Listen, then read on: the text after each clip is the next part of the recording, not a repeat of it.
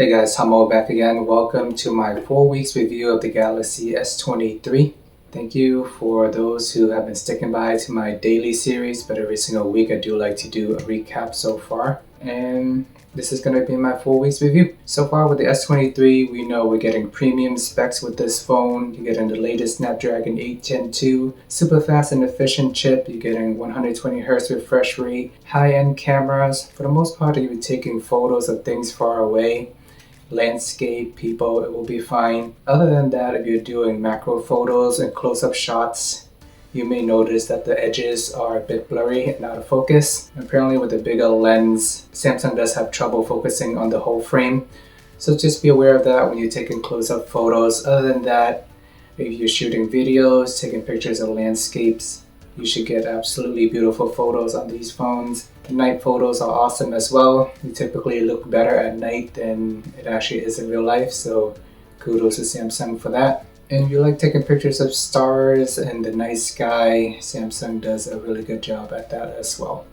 Overall, it is a super good battery for a small form factor. And I just like the size of the phone itself. It is 6.1 inches, super easy to take in and out of my pocket on a day-to-day basis. Very easy to handle. I enjoy using big ultra phones, but I always feel like I'm gonna drop it. And I always like to use the bigger phones with two hands just in case for more security. But with the smaller phones like the S23, it never really crossed my mind. It's so easy to just wave the phone back and forth. It is so light, very easy to use and maneuver, especially for one-handed use. Price-wise, it is $800 under the $1,000 mark, which I do like. But if you do pay the $1,000, you get the bigger phone with the S23 Plus.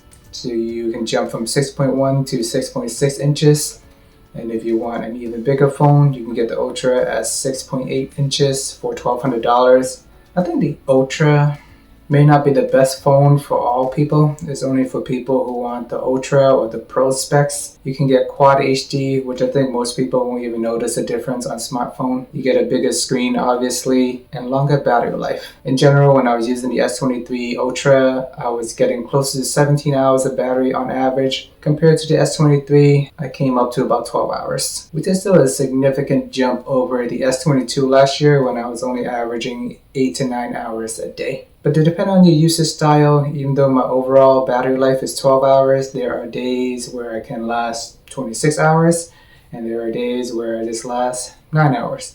So it depends on how much you use your phone and what you do on your phone. So your mileage may vary there. And if you're getting an Ultra, you also get the 100x camera zoom. If you like taking pictures of the moon and getting fake AI generated moon photos, you can do that with the S23 Ultra. You also get the S Pen. So for all those additional pro features, you do have to pay the extra $400 to get the Ultra.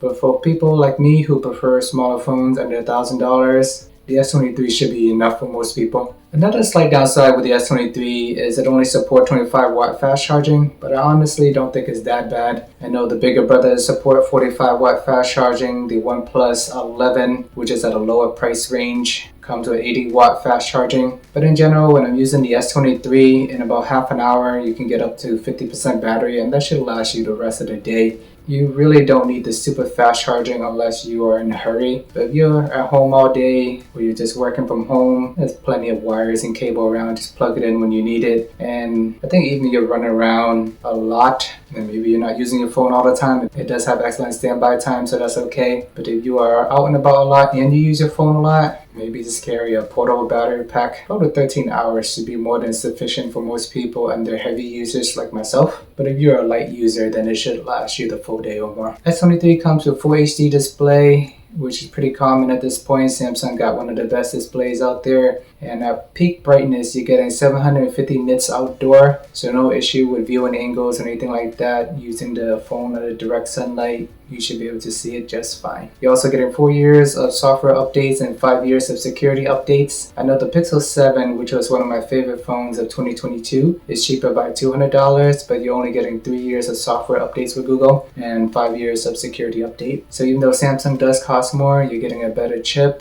a better battery, and longer software support. So just to think about it that way when you are debating to get one phone or the other. Or there's like one UI and the Pixel software as well. So it all depends on if you prefer the stock Android experience or the Samsung experience. I personally prefer, maybe slightly favor Samsung a little bit just because of the One UI. I can turn off the Wi-Fi pretty easily.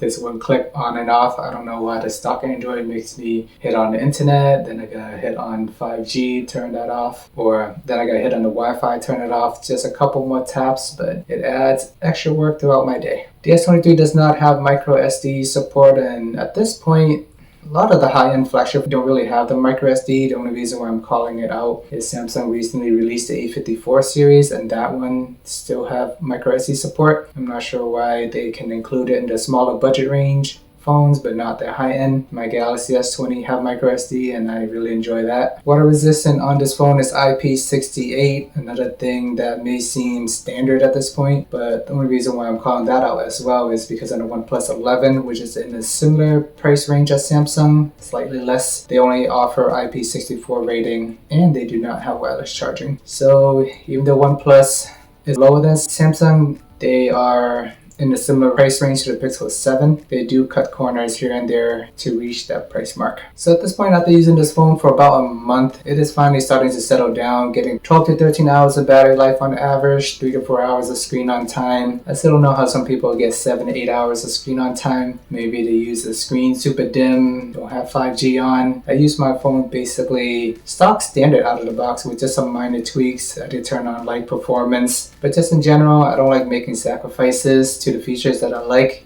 such as always on display or having a bright screen. You're paying the big bucks for the brighter screen, so I don't want to go all day just using it at the lowest setting or anything like that. I'm sure there are many people out there who can achieve better screen on time and battery life than me, so kudos to you guys for doing whatever works for you. But this has been my experience so far with the S23 series, and overall, I'm still pretty happy with the performance. It is a small but mighty phone at a reasonable price. I would prefer it in the $700 range though, but at least Samsung kept it at $800, which is the same starting price over the last few years, which is more feasible for a lot of people. But if you pay more for the Plus and the Ultra, you get the bigger phones, the bigger battery, the bigger screens. At the same time, I think the base model is suffice for most people. With the smaller phone, you're getting the same chip, the same peak brightness, and at a much more attractive price if you're looking for a pocket-friendly phone with a great battery life and powerful specs. Alright guys, there you have it. Please check out my daily series on the S23 if you haven't already. I'm going to continue these as well since there seems to be more interest in this phone than my OnePlus 11. So use it a little bit longer and let you guys know how this phone will play out in the long run. Apparently not a lot of people care about the underrated OnePlus 11. One word of caution though, when we ignore these smaller players like OnePlus and LG, they just might end up walking away one day and you are gonna miss them. That just means there's less competition in the market, higher prices. Shout out to OnePlus in general though for staying strong, offering powerful specs, super fast charging, 80 watt and above, still included in the box. Just doing things slightly different from the bigger players while still offering very competitive prices for high-end specs. Currently recording this video on 8K mode. Let me know how it looks. But I think my software might end up lowering the resolution. But either way, just recording 8K for fun. Thanks for watching guys. Please like and subscribe and see you guys in the next video.